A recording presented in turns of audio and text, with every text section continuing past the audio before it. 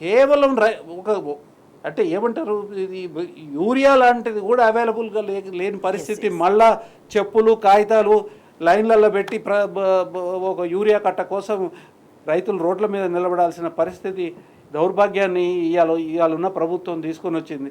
మంత్రులేమో urea మస్తుకున్నదని అంటారు. మరి ప్రజలు పని లేక నిలబడతారు? ఆ ఫోటో తీయండి, మీ వెనకాల ఉన్నది చూపించండి. ఆ ఫోటోలు కాగితాలు పెట్టి రాళ్ళు పెట్టి నిలబడి ఆ ఎండలో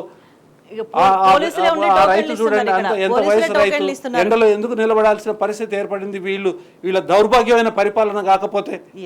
కాబట్టి ఈ ప్రభుత్వానికి ఇవాళ ఉన్న ప్రభుత్వానికి దార్శనికత లేదు, కొత్త పద్ధతి లేదు, ఉన్న పద్ధతి ఖరాబ్ చేసినారు.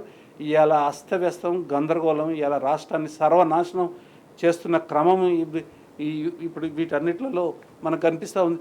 వ్యవసాయం ఎట్ట నిలుస్తుందండి? కృష్ణా జలాలని 660 టీఎంసీలు ఆంధ్రప్రదేశ్ ఎత్తుకొని పోతూ ఉంటే చోద్యం చూస్తున్న దద్దమ్మలకి వ్యవసాయం గురించి ఏం తెలుస్తుంది?